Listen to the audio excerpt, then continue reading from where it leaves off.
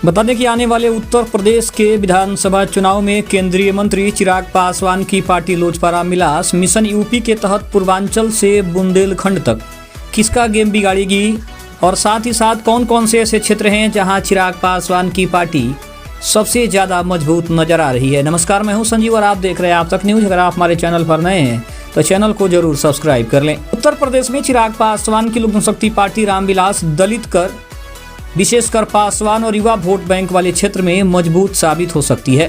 राज्य की सभी 403 विधानसभा सीटों पर पार्टी की तैयारियों के बीच पूर्वांचल और बुंदेलखंड के कुछ जिलों में पार्टी का विशेष प्रभाव भी माना जा रहा है। अगर हम पूर्वी उत्तर प्रदेश की बात करें तो गाजीपुर, मऊ, बलिया, आजमगढ़, गोरखपुर और देवरिया, इन क्षेत्रों में दलितों की अच्छी खासी आबादी है और चिराग पासवान का युवा जो चेहरा है यहाँ के वोटर्स को काफी ज्यादा आकर्षित कर सकता है। बुंदेलखंड क्षेत्र की बात करें तो झांसी, बांदा, ललितपुर और महोबा, यहाँ पार्टी की संगठनात्मक पकड़ बनाने की कोशिशें चल रही है और पारंपरिक दलित मतों में सेंध लगाकर पार्टी अपनी मौजूदगी दर्ज करा सकती है। अवध और तराई क्षेत्र की बात करें तो लखनऊ, अंबेडकर नगर और कुशीनगर, इन इलाकों की कई सीटों पर दलित मतदाताओं की भूमिका निर्णायक होती है, जहां लोजपा रामविलास एनडीए गठबंधन या फिर अकेले दम पर मजबूती दिखा सकती है। बिहार में हालिया चुनावों में शानदार प्रदर्शन और अपने यूथ लीडर की छवि के दम पर चिराग पासवान यूपी में भी अपनी पार्टी के विस्तार की रणनीति पर काम कर रहे हैं। उत्तर प्रदेश में चिराग पासवान की पार्टी की सक्रियता और आगामी चुनावों को लेकर उनकी और क्या रणनीतियां है, ये जानना बिल्कुल जरूरी है। उत्तर प्रदेश के इन क्षेत्रों में चिराग पासवान की लोक जनशक्ति पार्टी रामविलास की एंट्री से बहुजन समाज पार्टी और समाजवादी पार्टी को सबसे बड़ा झटका लग सकता है, जबकि गठबंधन की स्थिति के आधार पर भारतीय जनता पार्टी के समीकरण भी प्रभावित हो सकते हैं।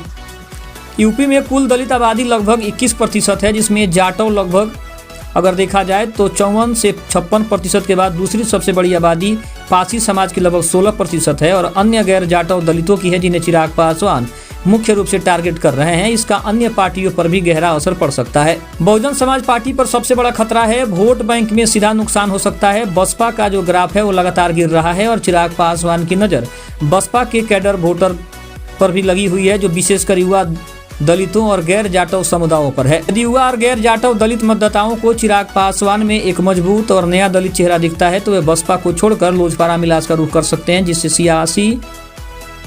सियासत मायावती की जमीन और कमजोर कर सकती है। समाजवादी पार्टी के पीडीए फॉर्मूले में सेंध लगाने की कोशिश है। अखिलेश यादव का पूरा ध्यान पीडी यानी कि पिछड़ा दलित अल्पसंख्यक फार्मूले पर है, जिसके दम पर उन्होंने पिछले चुनाव में बड़ी सफलता भी हासिल की थी।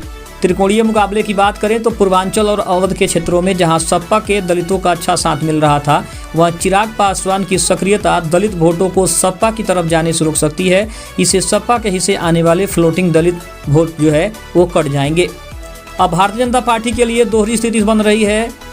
अगर देखा जाए तो लोजपा रामविलास एनडीए के हिस्से के रूप में यूपी में चुनाव लड़ती है तो चिराग पासवान भाजपा के लिए अतिरिक्त ताकत बनेंगे। वे उस गैर जाटव और पासी वोट बैंक को एनडीए के पाले में मजबूती से ला सकते हैं, जो सपा की तरफ खिसक रहा था। यदि चिराग पासवान की पार्टी सभी 403 सीटों पर अकेले चुनाव लड़ती है तो वे भाजपा के पाले में आ चुके गैर जाटव दलित और कुछ स्वर्ण युवा वोटों को भी काट सकते हैं। इससे भाजपा को सीधे तौर पर बड़ा नुकसान जो है वो उठाना पड़ सकता है।